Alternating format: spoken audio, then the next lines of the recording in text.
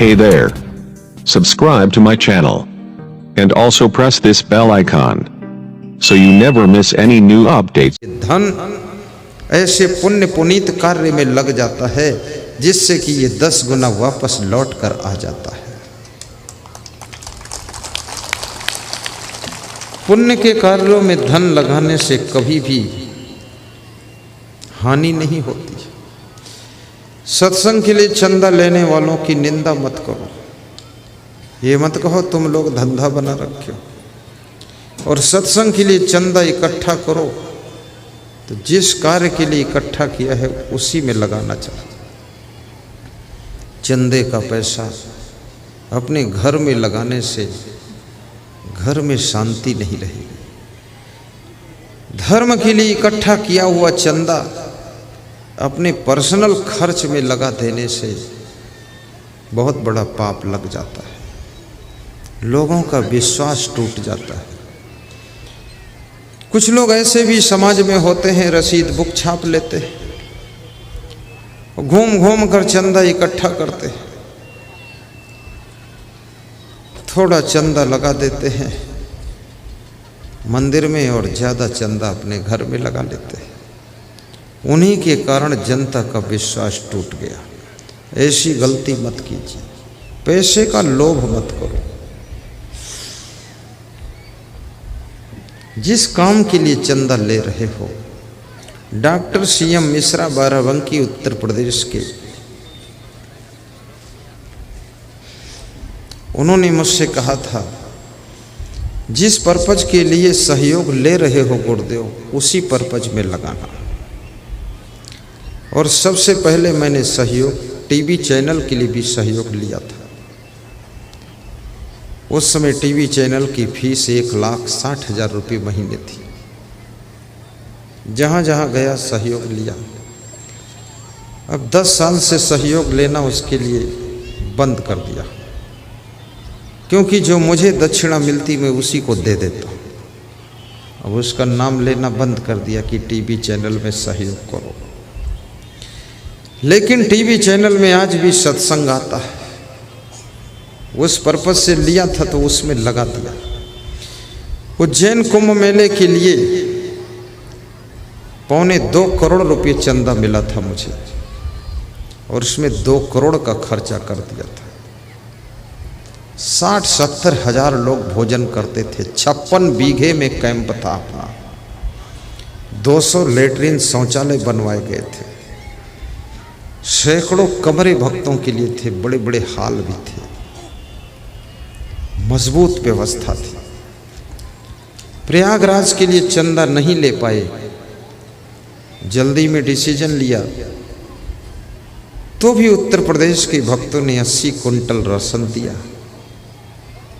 कुछ मध्य प्रदेश के लोगों ने, कुछ राजस्थान, कुछ गुजरात, बिहार से लेने का अवसर नहीं मिला, लेकिन बिहार के लोग जाकर वहीं दे दिए जिसको जो देना था। पर उसमें 82 लाख का खर्चा आया प्रयागराज में। 1 साल की दक्षिणा भी सब हमने उसी में दे दी। जो तुम मुझको दान देते हो ना, मैं कुंभ मेलों के भंडारों में सब खर्च कर देता हूँ। आश्रम पर लूली लंगड़ी बूढ़ी कमजोर गायों की गौशाला है, उसमें दे देता हूँ। और हमारे किसी भी आश्रम पर कोई भक्त आते हैं, 4 आश्रम है, तो वहाँ भक्तों को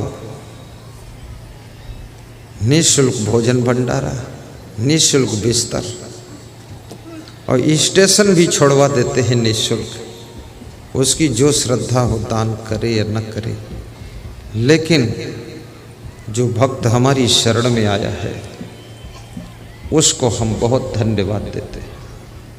और याद रखना,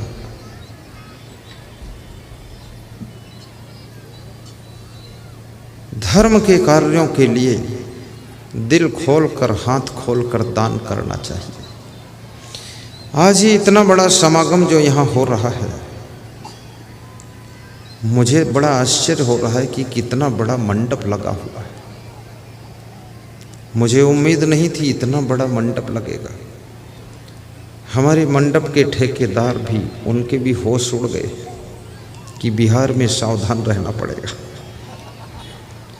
और यदि ये कोरोना का लफड़ा न होता तो मुझे लगता है पूरे हिंदुस्तान में ये तोनहा का कार्यक्रम 1 नंबर पर चला जाता।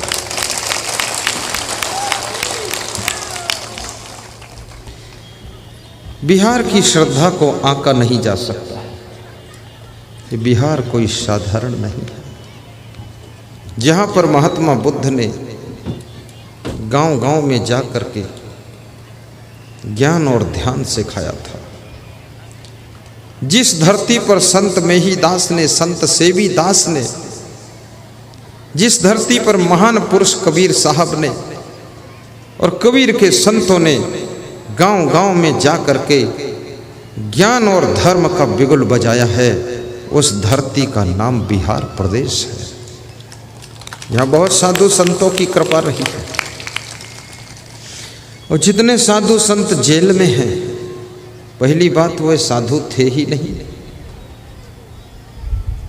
वे साधु नहीं थे। वो आप जैसे गृहस्थ ही थे, पत्नी बच्चे परिवार के साथ रहते थे और अपने नाम के आगे संत श्री लिख देते थे।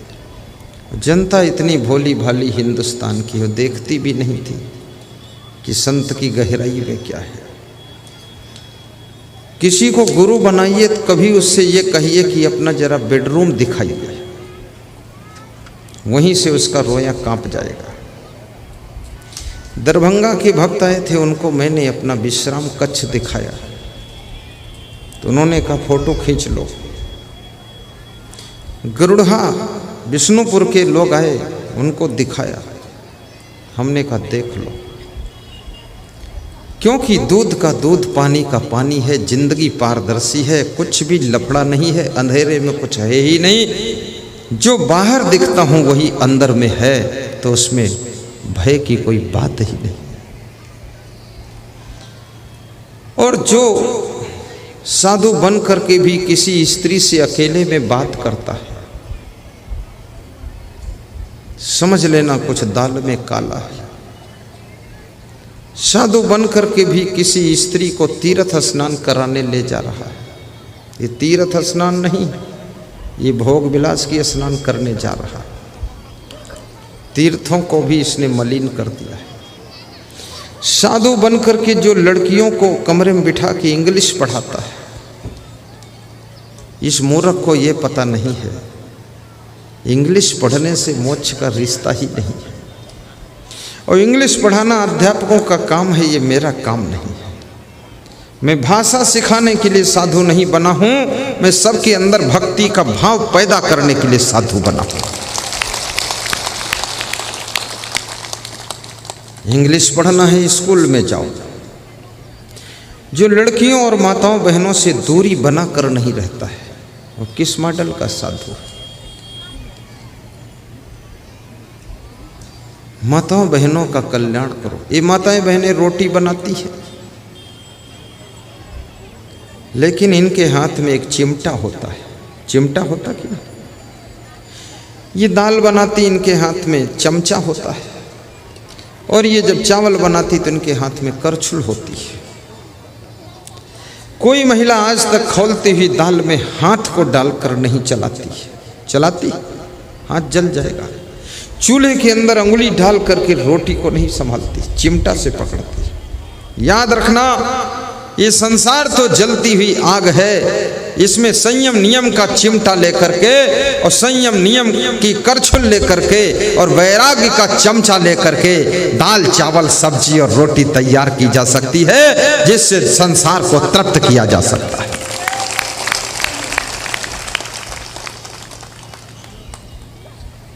मैं माताओं बहनों का बहुत आदर करता हूँ, क्योंकि मेरा जन्म भी तो किसी माता से हुआ है।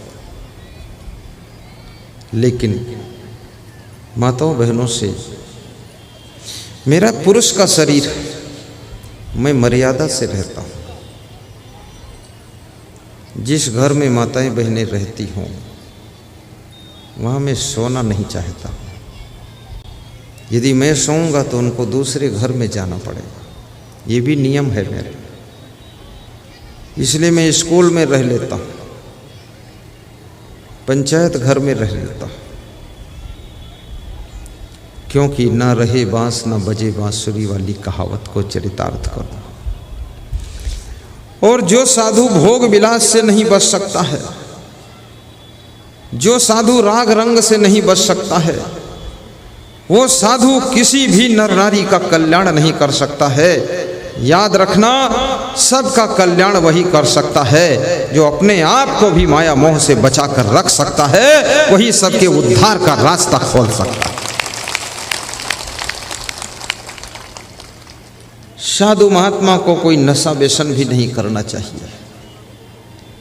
तो क्या गृहस्थों को नशा व्यसन करना चाहिए? आपको भी नहीं करना चाहिए। और गृहस्थों को भी नियम संयम रखना चाहिए। अपनी पत्नी को पत्नी मानो, अपने पति को पति मानो। बाकी नारियों में माँ बहन बेटी का दर्शन करो, बाकी पुरुषों में पिता पुत्र और भाई का दर्शन करो। गृहस्थ आश्रम के लिए भी बहुत बड़ा नियम है कि दूसरे की स्त्रियों को देख करके ललचाओ मत, दूसरे के पुरुषों को देख करके मन को भटकाओ मत। यही तो गृहस्थ आश्रम का सबसे बड़ा व्रत है। और इस मन को कितना ही चंचल बनाओ। राजा दशरथ ने 3 रानियां लाकर रखी, तब भी मन संतुष्ट तो नहीं हुआ। राजा भर्तृहरि के 3 रानियां थी, मन संतुष्ट नहीं हुआ। भगवान कृष्ण के 16,108 रानियां थी, तो क्या मन संतुष्ट हो गया? ये मन संतुष्ट नहीं होता है। ये मन विवेक और वैराग्य और ज्ञान से संतुष्ट होता है। ई मन चंचल ई मन चोर ई मन शुद्ध ठगहार, मन मन करते सुर नर मुनि जहड़े मन के लक्ष्य द्वार। आरती का दर्शन प्रारंभ हो चुका है, दर्शन करते रहिए। और यदृच्छा लाभ संतुष्टो द्वंद्वती तो विमत्सर। मन के अंदर यदि विवेक पैदा हो गया है और वैराग्य पैदा हो गया, तो आप अपने मन को जितना है उसी में संतुष्ट कर सकते हो। और जिसके पास में मन को संतुष्ट करने की कला है, याद रखना, वो गृहस्थ होते हुए भी राम भगवान का रूप है।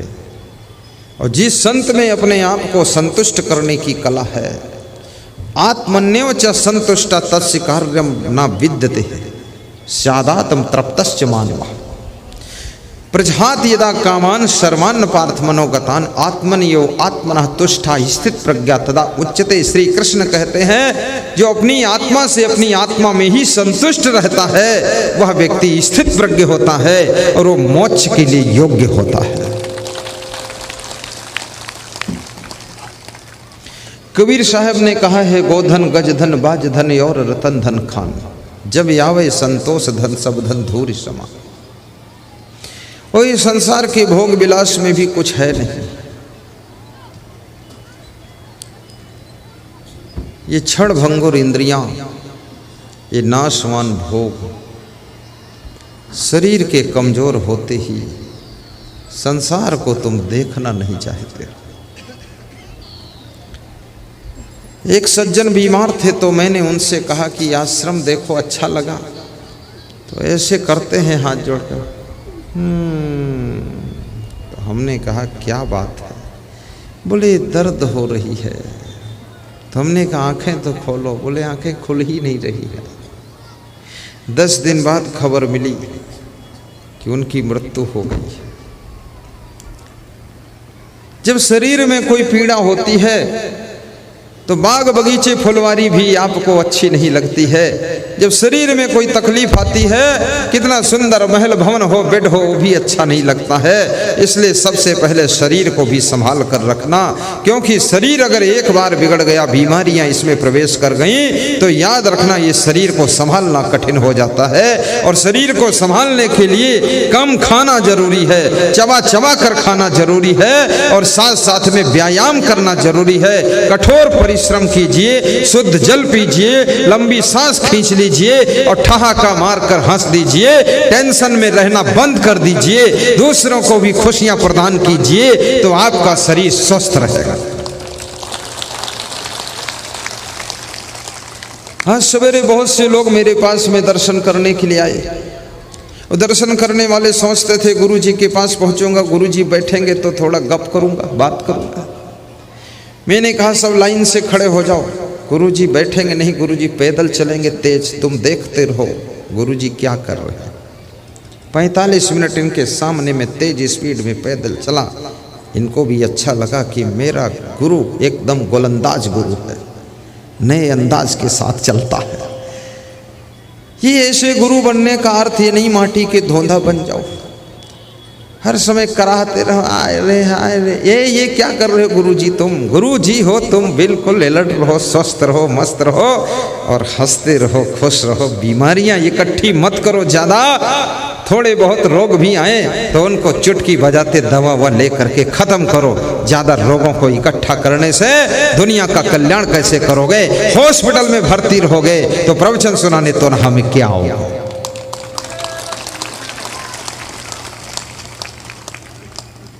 और इसके लिए सबसे बड़ा फार्मूला है, शाम को ठंडी चीजें मत खाइए आप। मूली, गाजर, शकरकंद शाम को मत लीजिए। केवल आलू की सब्जी मत खाइए, जरा हरी सब्जियां भी मिलाइए। और सब्जी मिले न मिले लेकिन दाल जरूर खाइए और रोटी खाइए, चावल भी थोड़ा खाइए, लेकिन थोड़ा प्रेम से खाइए। गुस्सा में भोजन खाओगे वो भोजन तुम्हारे शरीर में शक्ति नहीं बनाएगा। कितने लोग जब भोजन खाने बैठते हैं तभी उनका दिमाग गर्म होता है, भोजन पसंद ही नहीं आता। उनके घर की स्त्रियां थर थर कांपती हैं कि अब कनक भूधराकार शरीर आ रहा है। अब देखो महावीर सुमिरै रघुबीरा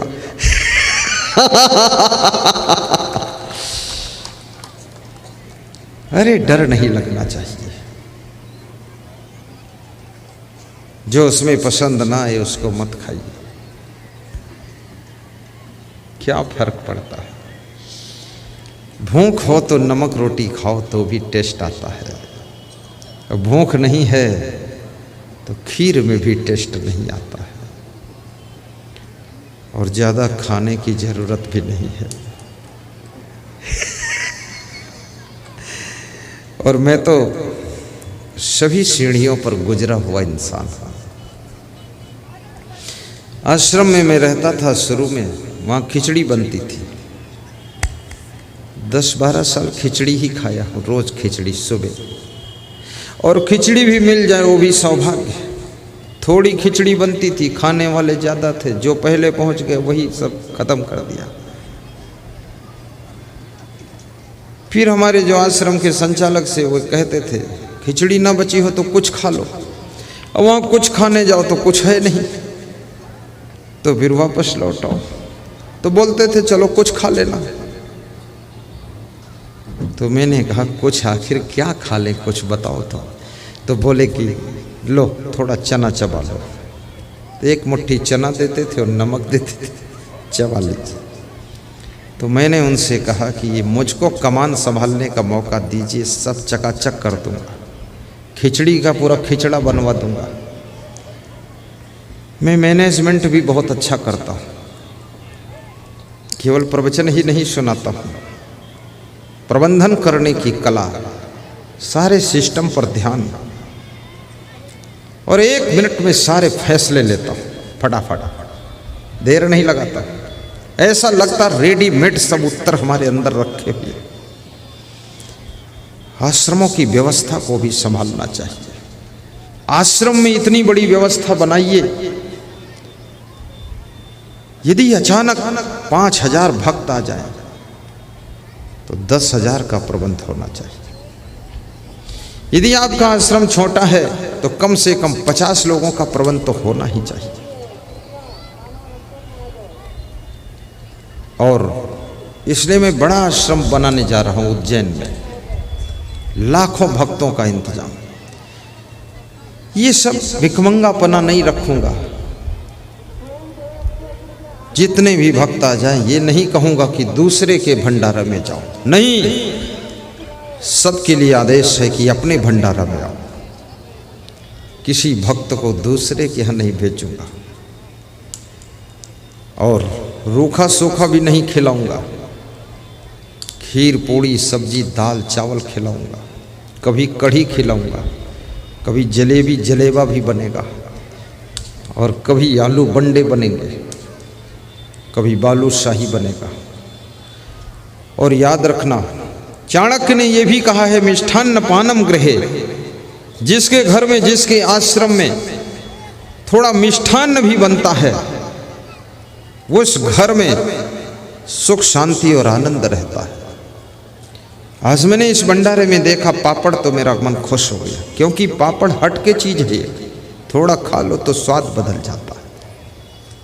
सबको पापड़ मिला है, थोड़ा थोड़ा पापड़।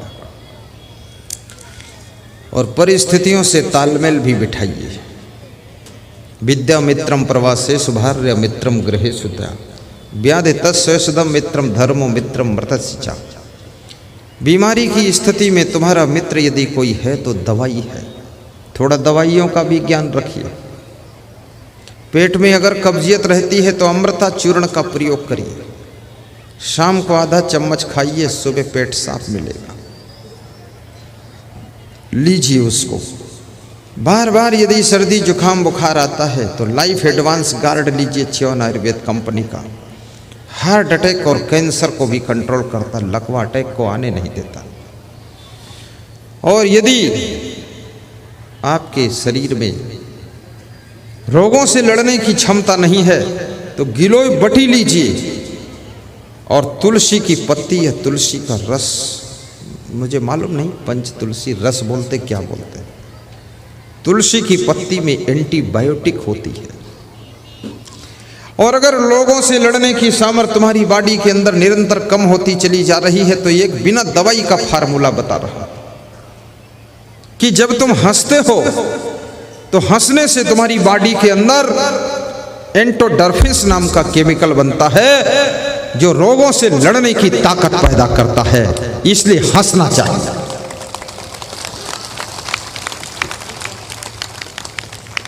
हंसने का मतलब हंसना, फिर थोड़ा सा दांत निकाल कर दिखा दिया बंदर जैसा, इससे कुछ नहीं होगा। थोड़ा आवाज आनी चाहिए, ऐसे आवाज उठे। और केवल सत्संग में नहीं, यहां भी हंसो। अपने घर में जाकर के पति पत्नी दोनों हंसो तो घर की भी बीमारियां खत्म हो जाएंगी। ज्यादातर पति लोग अपनी पत्नी के साथ में नहीं हंसते मुस्कुराते, गांव की दूसरी स्त्री से हंसते मुस्कुराते हैं, घर में एक्सीडेंट शुरू हो जाता है।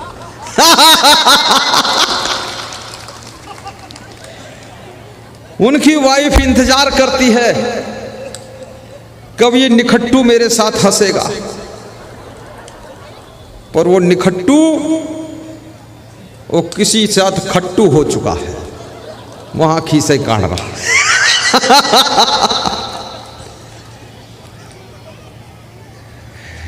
स्त्री को अपने पति के साथ हंसना चाहिए। बेटा बाप के साथ हंसे, बाप बेटे के साथ भी हंसे, भाई भाई मिलकर हंसो, पिता पुत्र मिलकर हंसो।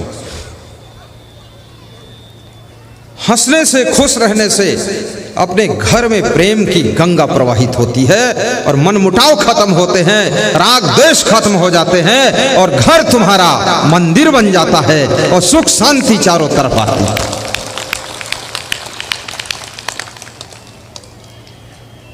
जब तुम्हारा पति घर में प्रवेश करे, बाहर से आए, उसको देख करके मंद मंद मुस्कुराइए और कहिए कि आइए श्रीमान जी। पति के तमाम नाम रख लो, आइए पति देव, आइए श्रीमान जी, आइए मेरे भगवान, आइए प्राणनाथ। जिस दिन तुम प्राणनाथ बोलोगी, ये तुम्हारा पति इतना खुश होगा कि मैं अपनी पत्नी के प्राणों का नाथ हूं, जब चाहूंगा तो नाथ खींच दूंगा, प्राण इधर आ जाएगा।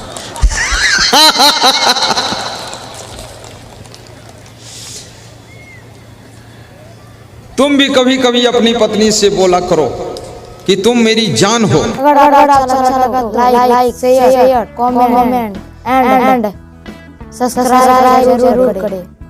जय हिंद, जय भारत।